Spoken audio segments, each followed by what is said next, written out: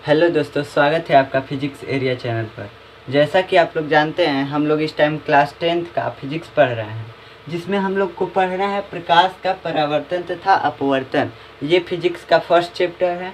हमें पढ़ना है लाइट रिफ्लेक्शन एंड रिफ्रैक्शन, जिसको इंग्लिश में लाइट रिफ्रैक्शन एंड रिफ्रैक्शन कहते हैं। और पिछले लेक्चर में हमने देखा था कि दर्पण का वक्रता केंद्र क्या होता है, दर्पण की वक्रता त्रिज्या क्या होती है, दर्पण का अभिलंब क्या होता है, दर्पण का द्वारक क्या होता है, और भी बहुत कुछ देखे थे। 6 पॉइंट देखे थे हमने। अब इस लेक्चर में हम देखेंगे कि दर्पण की फोकस अथवा मुख्य फोकस क्या होता है और दर्पण की फोकस दूरी क्या होती है। ये दो टॉपिक हम इस वीडियो में कवर करेंगे, लेकिन हम ये जान लेते हैं कि हमें वस्तुओं के कलर कैसे दिखाई देते हैं। कलर हमें कैसे पता चलता है कि ये वस्तु लाल है, ये काला है। तो देखिए, प्रकाश का कलर 7 रंग से मिलकर बना होता है। प्रकाश 7 रंगों से मिलकर बना होता है। उसका ट्रिक होता है विबग्योर। विबग्योर इंग्लिश में उसका ट्रिक होता है। तो उस कलर को आप याद कर लीजिएगा गूगल पे सर्च करके। तो उन कलर में से अगर जो वस्तु पर प्रकाश पड़ती है, ये मान लीजिए ये वाइट बोर्ड है। वाइट बोर्ड क्यों वाइट दिख रहा है? क्योंकि इस पे जो लाइट आ रही है ना, जो लाइट आ रही है, उस सारा कलर रिफ्लेक्ट हो जा रहा है। क्यों? क्योंकि सफ़ेद इसीलिए दिख रही है। क्यों? क्योंकि जब सारा कलर रिफ्लेक्ट हो जाएगा, सारा कलर रिफ्लेक्ट हो जाएगा तो प्रकाश का रंग भी सफ़ेद होता है। ये हमें पीला अपवर्तन के कारण दिखाई दे। तो प्रकाश के सारे कलर को अगर मिला दिया जाए तो वाइट कलर बनता है। तो जब प्रकाश इस पे टकरा रहा है और फिर वापस जा रहा है ना, तो ये पूरा हर एक कलर वापस चला जा रहा है, एक भी कलर नहीं बच रहा है, इसलिए ये सफ़ेद दिख रहा है। यानी जब प्रकाश जिस कलर को, यानी जो वस्तु जिस कलर को रिफ्लेक्ट करती है, उसी कलर की वस्तु हमें दिखाई देती है। जैसे कोई पंखा हो, रेड कलर का हो, तो रेड कलर रिफ्लेक्ट कर रहा है उसमें से।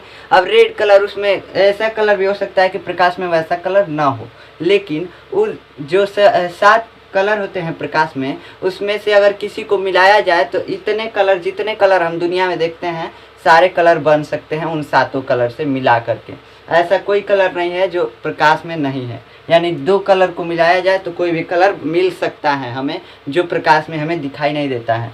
जितने प्रकाश में कलर 7 कलर हैं, वही 7 कलर हमें दिखाई देते हैं, अन्यथा हमें कोई कलर दिखाई नहीं देता है। ठीक, समझ में आया ना? तो जिस कलर को कोई वस्तु रिफ्लेक्ट करता है, मान लीजिए सूर्य से प्रकाश की किरण इस व्हाइट बोर्ड पे पड़ रही है ना, और फिर रिफ्लेक्ट हो रही है, तो सूर्य से आकर और रिफ्लेक्ट हो रही है। और रिफ्लेक्शन किस दिशा में होगा, इसमें दिशा नहीं दिखाना पड़ेगा। क्यों?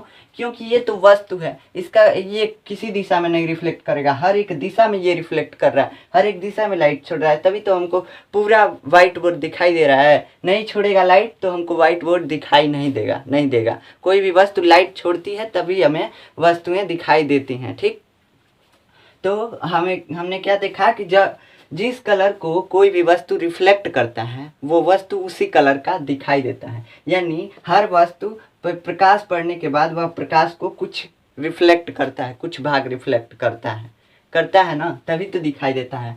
अब हमें देखना है दर्पण में, गोलीय दर्पण में मुख्य फोकस अथवा फोकस क्या होते हैं। तो गोलीय दर्पण कितने प्रकार के होते हैं? 2 प्रकार के, अवतल और उत्तल, हमने देखा था।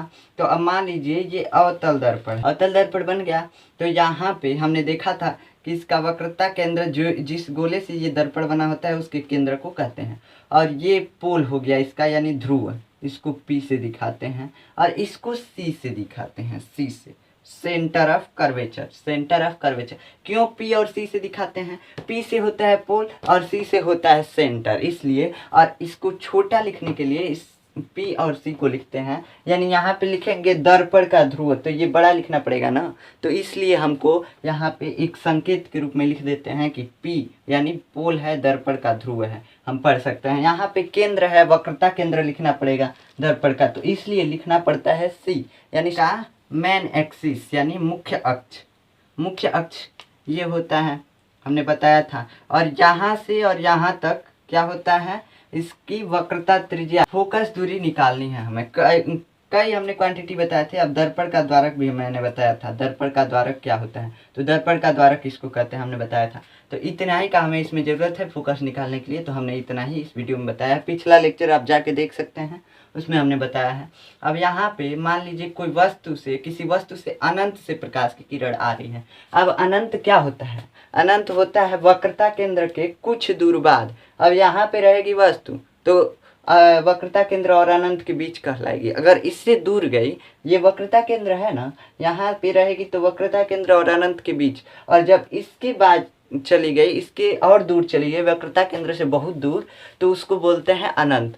हम मापते नहीं है कि कितनी दूर गई है, बस वक्रता केंद्र के बाद जानी चाहिए। अब यहाँ पे ये नहीं कि मुख्य मेन एक्सिस पे ही हो, यानी मुख्य अक्ष पे ही हो, तो हम लेंगे कि ये अनंत पे और वक्रता केंद्र के बीच है।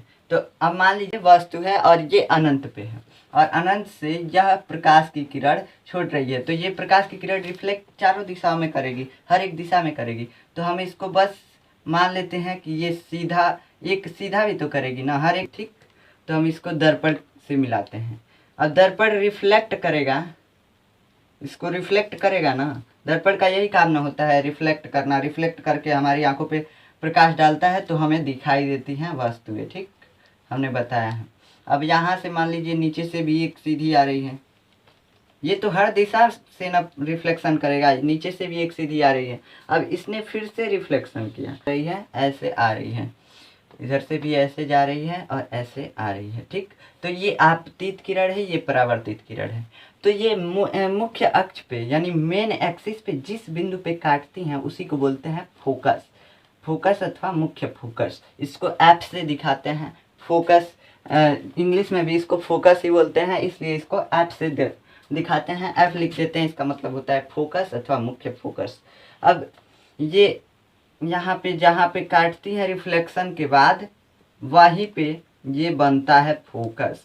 अब उत्तल दर्पण में कैसे बनेगा? उत्तल दर्पण में आइए देखें, मुख्य अक्ष यहाँ पे है, centre of curvature, centre of curvature. अब यहाँ से हमने किसी वस्तु से मान लीजिए आ रही है रे, फिर इसमें रिफ्लेक्शन ऐसे होगा, इसमें रिफ्लेक्शन ऐसे होगा जब अनंत से प्रकाश की किरण आएगी। इसमें कई केस होता है कि कहाँ से प्रकाश की किरण आएगी तो कहाँ रिफ्लेक्शन होगा।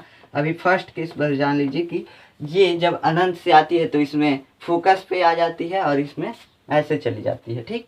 तो ऐसे आ रही है और ऐसे चली गई, ऊपर चली गई और नीचे चली गई, तो इसमें तो कहीं मिल ही नहीं रही है, इसमें तो कहीं मिलती हुई दिखाई ही नहीं दे रही है ना।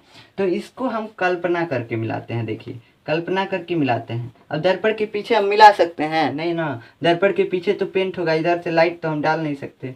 अब यहाँ से भी हम मिलाते हैं कल्पना करके, कल्पना करके मिला रहे हैं, रियल में नहीं मिल रही है, हम मिला रहे हैं ऐसे। अब यहाँ से अगर आप देखेंगे ऐसे तो आपको क्या लगेगा?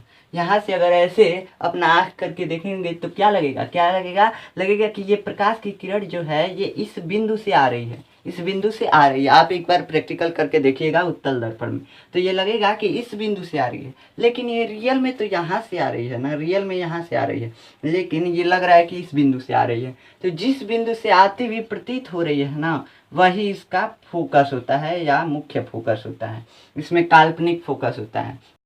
अब दोनों मिरर की एक प्रॉपर्टीज होती है, एक प्रॉपर्टीज, एक गुण होता है कि अवतल दर्पण है जो वो प्रकाश की किरणों को इकट्ठा करता है यानी कन्वर्ज करता है, और उत्तल दर्पण जो है वो प्रकाश की किरणों को क्या करता है?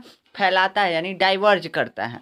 तो ये दोनों की प्रॉपर्टी होती है, इसलिए अवतल दर्पण में प्रकाश की किरणें रिफ्लेक्शन के बाद एक जगह इकट्ठी हो रही हैं, एक बिंदु पर इकट्ठी हो रही हैं। तो एक बिंदु पर इकट्ठी हो रही हैं जब प्रकाश की किरणें, तो इसका मतलब है कि यह जो अवतल दर्पण है ये लाइट को कन्वर्ज करता है यानी इकट्ठा करता है एक बिंदु पे, और जो उत्तल दर्पण है ये लाइट को रिफ्लेक्ट करता है यानी डाइवर्ज करता है, यानी क्या करता है? डाइवर्ज करता है, फैलाता है। समझ में आ गया? रियल फोकस होता है, ठीक।